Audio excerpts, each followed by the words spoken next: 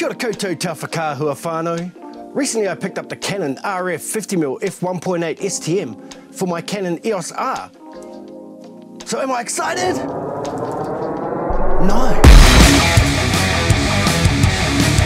Okay, yeah, well, I picked up the Canon RF 50mm f1.8 STM for my Canon EOS R. I'm actually filming on it right now. The footage you're looking at is coming straight out of the RF 50mm f1.8. Hey, it's always great to pick up a new lens, but in this case, I'm just not feeling the buzz. I'm just not excited, and it's easy to explain why. The Canon 50mm f1.8, whether it's the RF or the EF version, any one of the various versions that came out, it's not an exciting lens. And I know you're gonna think that's sacrilege for me to say that, but yeah, sure, it's a must-have lens.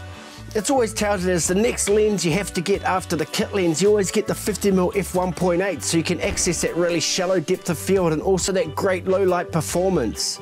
And it is a really, really good lens for those things. You can get the shallow depth of field, you can get that awesome low light performance when a lot of your other lenses will have already fallen out of the race. But those things in itself make the lens versatile, it doesn't make it exciting. And then you look at the other versions of the 50mm that are available, like a 1.2 or a 1.4, and the 1.8 actually diminishes the excitement in upgrading to those lenses.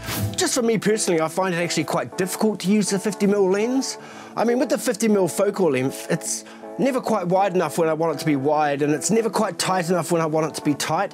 So it's kind of right smack bang in the middle of focal lengths that I enjoy using, but that's not to say it's not an exciting lens. It's just I'm not excited by it. And yes, I do agree that it's a must-have lens. You know, I do agree that it's a second lens you should get after your kit lens. If you're starting out in photography, get yourself a 50mm 1.8. You won't regret it. And I do agree it's great for low light. I do agree it's great for depth of field. I do agree it's great for out of focus backgrounds. I do agree with all of those things. It's just for me, the must-have lens is pretty much a never-use lens. I kind of liken it to the sandwich in your golf bag. I mean, you can get through the round without it, but it is always good to have it there to get you out of any sticky situations if you need to. And that's what I see the 50mm as. It's just not the lens I reach for.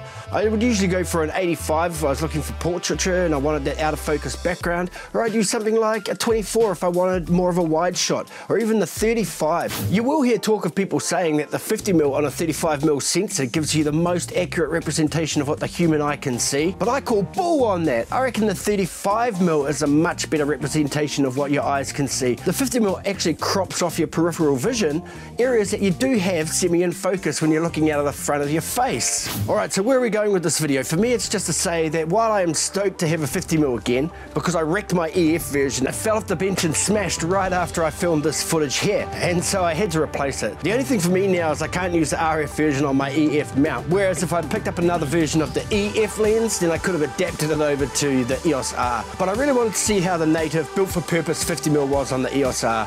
And what I'm going to do is try and make myself enthused by this lens, motivated by it. So over the course of this week, I'm going to shoot with just the 50mm. I know it's a bit of a cliched photographer's resort to say I'm only going to shoot on the 50mm this week to make myself love it. But hey, that's what I'm going to do. And I'm going to share the photos with you in my photos from the week video coming up this Saturday. So stay tuned for that. And otherwise, do you find the 50mm lens exciting? Does it enthuse you? Is it your go-to focal length, or is it never seen on your camera? Which way is it for you? Let me know below. I'll be really interested to know if there are more people out there who feel like me about the 50mm.